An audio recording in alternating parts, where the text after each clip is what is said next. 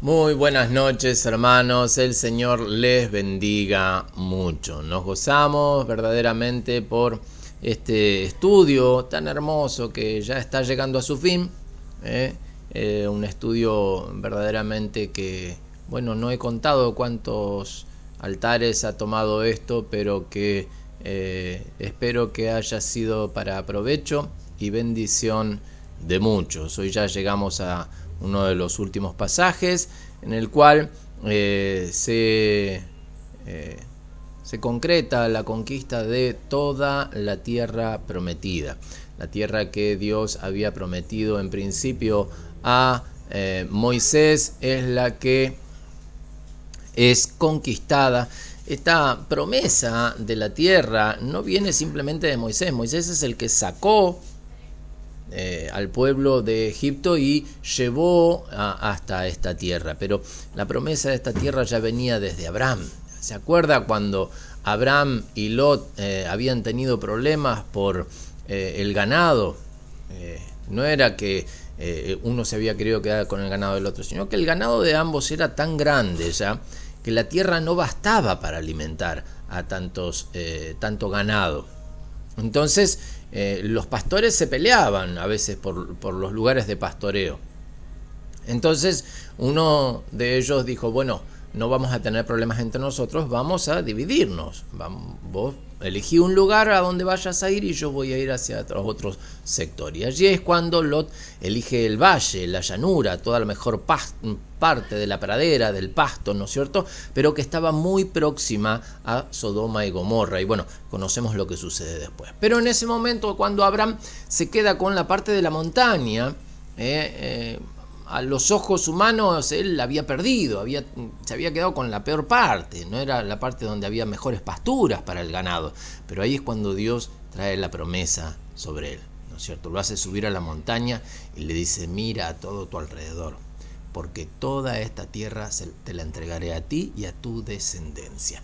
Desde allí venía esta promesa de parte de Dios de que esa tierra iba a ser para ellos. Y en este tiempo Josué estaba llegando a la concreción de esa promesa de antaño, una promesa dada a los patriarcas. Josué la estaba logrando para todo el pueblo de Israel. Vemos esto en el capítulo 11 del libro de Josué a partir del verso 16. Dice así: Tomó pues Josué toda aquella tierra, las montañas, todo el Negev, toda la tierra de Gosén, los llanos, el Arabá, las montañas de Israel y sus valles, desde el monte Alac, que sube hacia Seir, hasta Baal-Gad, en las llanuras del Líbano, a la falda del monte Hermón. Tomó asimismo a todos sus reyes y los hirió y mató. Y por mucho tiempo tuvo guerra Josué con estos reyes. No hubo ciudad que hiciese paz con los hijos de Israel, salvo los heveos que moraban en Gabaón. Todo lo mataron en guerra, porque esto vino de Jehová, que endurecía el corazón de ellos para que resistiesen con guerra a Israel, para destruirlos y que no les fuese hecha misericordia, sino que fuesen desarraigados, como Jehová lo había mandado a Moisés. Y también en aquel tiempo vino Josué y destruyó a los anaseos en el monte de Hebrón, de Ir, de Anab, de todos los montes de Judá y de todos los montes de Israel. Josué los destruyó a ellos y a sus ciudades. Ninguno de los anaseos quedó en la tierra de los hijos de Israel. Solamente quedaron en Gaza, en Gat y en Asdod. Tomó pues Josué toda la tierra conforme a todo lo que Jehová había dicho a Moisés, y la entregó Josué a los israelitas por herencia, conforme a su distribución, según sus tribus, y la tierra descansó de la guerra. Amén. Hemos llegado al final, hemos llegado al momento en el cual la conquista se termina. Habían terminado de conquistar toda la tierra. Más adelante vemos, ¿no es cierto?, cómo en definitiva terminan ocupando la tierra, se hace el reparto, la distribución, y cada una de las tribus va ocupando su lugar, el lugar que le había sido dado, encomendado por Josué en este reparto que se iba a hacer por suerte, se iba a tirar suerte para repartir las tierras a toda la tribu. Ya había 2 tribus y media que ya tenían su lugar del otro lado del Jordán. Ellos ya tenían su lugar, y en este momento, cuando se concreta toda la conquista, posteriormente ellos vuelven a su lugar, vuelven a esas tierras para reencontrarse con su familia. No hubo un rey, no hubo una ciudad, no hubo un pueblo, no hubo un ejército, no hubo alianza, ni de 2, ni de 5, ni de 20 reyes que pudieran resistir el avance de Israel. Israel no venía solo, Israel venía con un Dios poderoso. Ese mismo Dios es el que tienes tú, hermano, hermana. Ese mismo Dios es el que tengo yo. Un Dios que pelea la batalla por cada uno de nosotros. Por eso es que cada vez que nosotros oramos y confesamos la presencia de Dios en nuestras vidas y creemos que Dios va peleando por nosotros, hermanos, tenemos en quién confiar. Tenemos por qué confiar en Él, porque Él lo ha dicho, que Él pelea la batalla por nosotros. Él va delante nuestro para pelear esta batalla. Gloria al nombre de Jesús. Y finalmente la tierra descansó de la guerra. Se acabó. Años llevó quizás todas las conquistas. Veíamos algunas que en un día o en 2 días o en 3 días se conquistaba gran parte del territorio, pero muchas otras hasta que se ocupaban, que se tomaba posesión y se iba avanzando hacia los distintos lugares.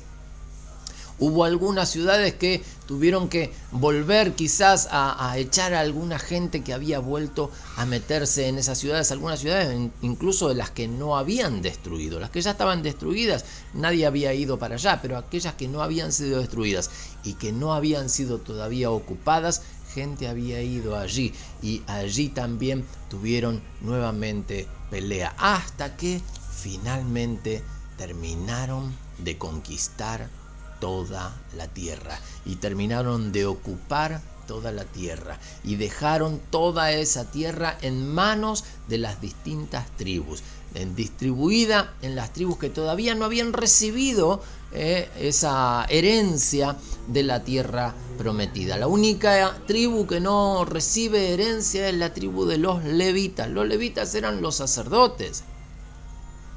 Estos sacerdotes no podían estar focalizados en un lugar porque el resto del pueblo tenía que tener contacto con Dios. Entonces, ¿de qué manera?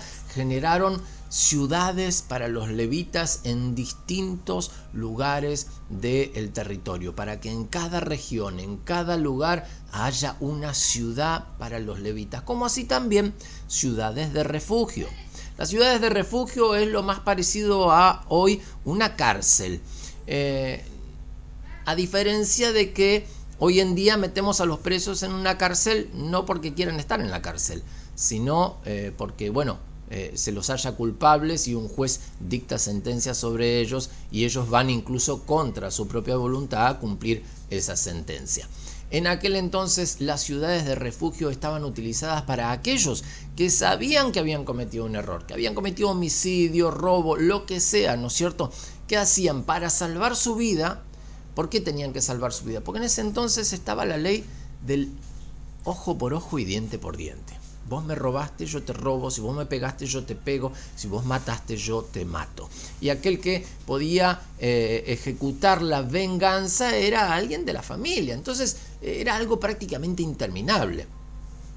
La única manera de que esto terminara era de que el culpable terminara refugiándose en una ciudad de refugio. Era justamente esto, ciudades para gente que eran delincuentes, gente que no había logrado solucionar cuestiones de su vida. Algunos eran delincuentes, otros quizás por error habían asesinado o habían dañado o habían generado un daño que había provocado el enojo de otros. En definitiva, terminaban en estas ciudades resguardados y no podían salir de esas ciudades y nadie podía ir a esas ciudades a matarlo, porque eran ciudades de refugio.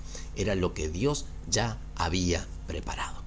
El culpable solito se escondía ahí.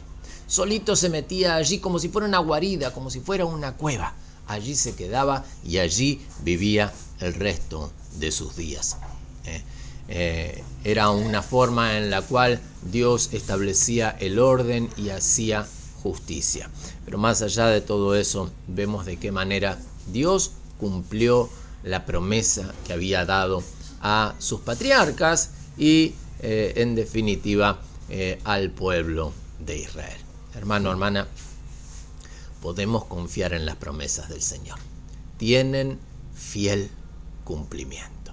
Tienen fiel cumplimiento. Gloria al nombre de Jesús. Y si hoy quizás a nosotros nos queda todavía tierra por conquistar, nos queda en nuestras vidas, a veces oramos y decimos que tenemos cosas que conquistar en nuestra mente, en nuestro corazón, en nuestra familia. Y en nuestra mente son muchas veces luchas, conflictos, pensamientos que están contrarios a la palabra del Señor y que tienen que ser conquistados, tienen que ser sometidos a la presencia del Señor, a la palabra del Señor. Y hermano, hermana, mis pensamientos, mis argumentos, soy yo quizás el que los hace más valederos que la palabra del Señor. Pero en definitiva los hechos demuestran que lo más valioso es la palabra del Señor. Y es la palabra del Señor la que ejecuta, vuelvo a decir, los designios de cada día. No son mis pensamientos. No son mis pensamientos lo que genera lo que va a suceder el día de mañana. No, es Dios quien lo hace a través de su palabra. Por eso, hermanos, si yo voy caminando conforme a su palabra, si yo voy conquistando esos territorios en mi mente para que mis propios pensamientos no se transformen en enemigos de la conquista, entonces allí es donde voy a ir avanzando y conquistando territorio sobre mi vida, aún en mi corazón, en mis sentimientos, en mis deseos, en la búsqueda que tengo delante del Señor. Mi tiempo de oración es un territorio que tengo que conquistar también. Mi tiempo de lectura, la comunión con Dios, el hecho de tomar las reuniones. Hoy tenemos solamente una reunión presencial.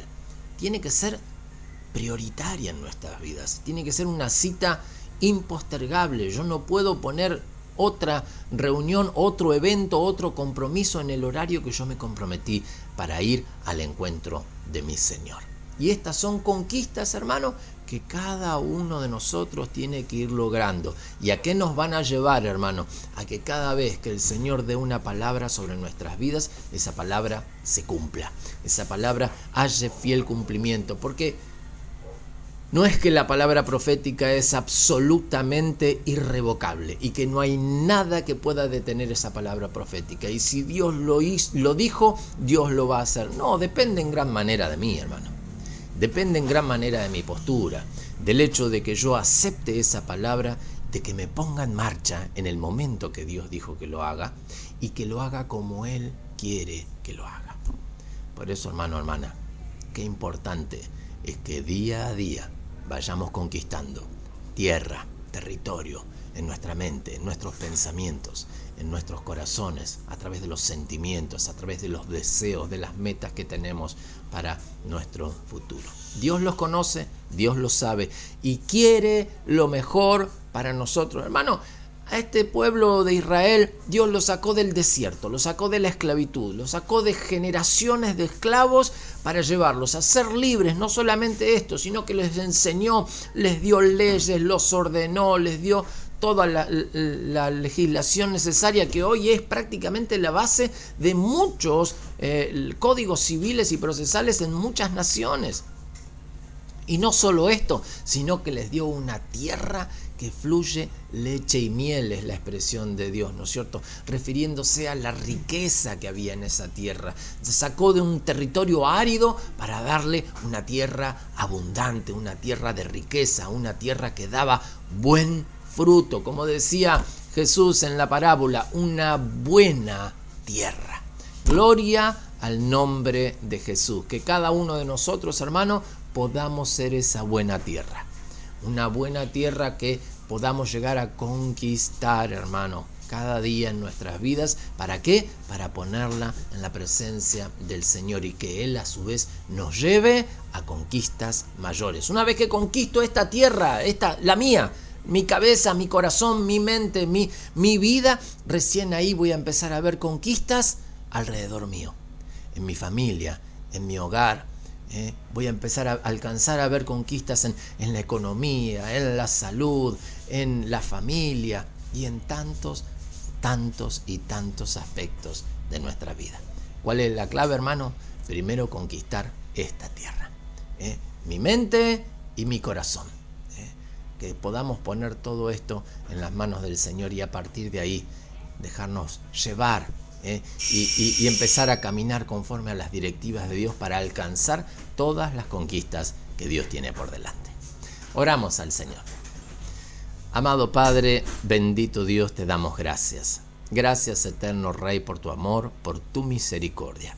Gracias, Padre Santo, porque tú eres bueno con cada uno de nosotros, Señor, y siempre quieres darnos más, Señor. Siempre tienes nuevas cosas para otorgarnos, Señor, pero estás esperando, bendito Dios, que las conquistas que hemos alcanzado, Padre, podamos tomar posesión de cada una de ellas, Señor, y empezar a vivirlas, y empezar a disfrutarlas, y empezar, amado Señor, aleluya, a caminar en tu palabra, mi Dios, siguiendo tus órdenes y tu directiva. Padre, te lo pedimos, amado Señor, que tú nos estés auxiliando, Padre. Que cada día, mi Dios, podamos ir ganando ese territorio, Señor, esa buena tierra que tú tienes preparada para nosotros. En el santo y maravilloso nombre de Jesús, Señor, te lo pedimos y te damos muchas gracias, Señor. Amén y amén. El Señor les bendiga mucho, mi hermano. Le mando un gran abrazo y espero que todos se encuentren muy bien.